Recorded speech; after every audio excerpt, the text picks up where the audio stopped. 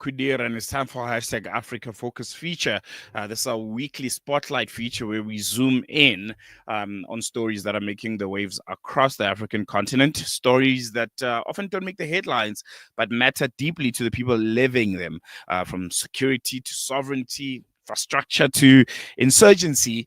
This is where Africa speaks for itself with voices on the ground and the context you won't hear anywhere else. Today, we'll be shifting our lens northward to Mozambique, where terror has returned to the Cabo Delgado region. Thousands are once again fleeing their homes in fear following a new wave of armed attacks that have rocked towns and villages. There's some reports that say entire families are trekking through forests to escape, while schools and clinics are shutting down in the chaos. And joining me now to help us make sense of the situation is Moulana Mussagy. He's a board member of the Mozambique Islamic Council, and he's been closely following these developments, and he's joining us via a virtual platform in Maputo. Moulana, assalamu alaikum. Jazakallah so much for joining us. Welcome to the show. Really appreciate you giving us your time this morning. Jazakallah khair for having me. Assalamu alaikum wa rahmatullahi wa barakatuh. I mean, Moulana, before we start, I think it'll be great if you can just give us the situation on the ground at this moment. You are in Maputo, a bit closer than we are here in South Africa to Cabo Delgado. What's happening at the current moment? You know, where exactly are these latest attacks concentrated, and how serious is the situation? Yeah, really okay. And this situation really is escalating in the north area of Mozambique, in Cabo Delgado. I'm in Maputo here in the south, nearer to South Africa. But Cabo Delgado, since in the last 3 months, reports have been coming of this of some movements from these insurgents from the Palma region to other areas, inland to Ankwabe, then to Shiuri. So there have been movements being registered since 3 months ago. But now in June and July, these attacks have started. Been noticing it, like in Ankwabe and this area of Shiuri. By 25 of July, then there have been reports coming from people in the villages, mainly people in the fields for agriculture are being attacked, and so this report started to come by now, and many people have started from those locations are forced to flee to the more to the south, and some also going to the north of that area of Shiuri and Ankwabe. So there have been a big problem. Just yesterday morning, we received information in our organization. I work in a faith platform for health. So we have many representatives along Mozambique and in Cabo Delgado as well, in Shiuri itself. And in Shiuri, in Ankwabe, we have activities there.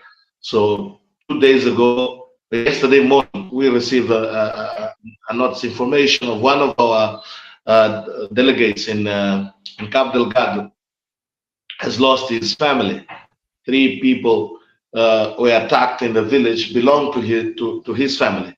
And as we're talking now, people are sending on WhatsApp groups, on our groups, consoling the family of this brother of ours who represents the organization in Cabo Delgado. So this is a real problem, and it's creating in our people, and we expect that these days we'll have a little bit more information about what's happening, and there's good news. There's no good news coming from there. Shiuri and these areas of Ankwabe, which are border to Nampula province, between Cabo Delgado and Nampula province. So that's what we can say. Mm. For maybe our listeners who might not know exactly, what's the situation in Cabo Delgado and what is behind the instability. Can you maybe just explain and unpack just briefly that element for us? Because Mozambique has been battling insurgents in Cabo Delgado province since 2016, 2017, if I'm not mistaken. And the government has to, often rely on support from troops sent by Rwanda and South Africa and other regional partners. If you can just unpack the background on that, why is there such instability in the northern part of Mozambique, and why is the government also struggling to contain it? While majority of Mozambique, as you mentioned, the northern part of the country is largely peaceful, it's largely stable compared to when you go further south. Yeah. Okay. This Cabo Delgado is in the north of Mozambique, and Yes. as we know, the north of Mozambique, that's where they have been discovering resources, like gas, and then there's a lot of gas. There was a big expectations rising in Mozambique of this discoveries in the north of gas. Now, many companies started to concentrate themselves in that place to exploit those resources. And many other third-party companies or people, business people, trying to invest in those areas. While doing this, and other big companies start taking places, their plots and big spaces there for land so there was the issue to resettle the population, and then to put them in to move them away from places where they're going to be exploited with these big investments in the area. We started to notice that there was some resistance from the population, demanding for their rights. They belong to those places, so they had to be legally settled into other places. Okay, this is normal, which began to come out of these movements for exploitation of these gas companies, whatever. But now, with that, then other things started to emerge, which for us, we understood that, okay, it's not, at the beginning, it looked like insurgents from within the communities because of the resources and the and and and and this land grab which started to occur. But when time moves and we start seeing now military, gear, people with arms, guns, and equipment, then we start suspecting that this is not the population from the local areas, according to what we can understand. They used to now the rhetoric changed, the narrative changed now to this Al Shabaab, started talking about Al Shabaab, Islamic State. So these are names which we know these are easy names to bring into this kind of problems in any conflict. But the reality is that these people are armed and they have machine guns and they have equipment, no military gear. Now, to understand who are these people, till now is not yet clear exactly who are they. But what we know is that they are causing problems. And then, as I was saying, in the last 3 months, although before this issues, this fight, because Mozambique took help, from SADC region, many countries joined together. Even South Africans, we used to meet them here. From Botswana, people were here. From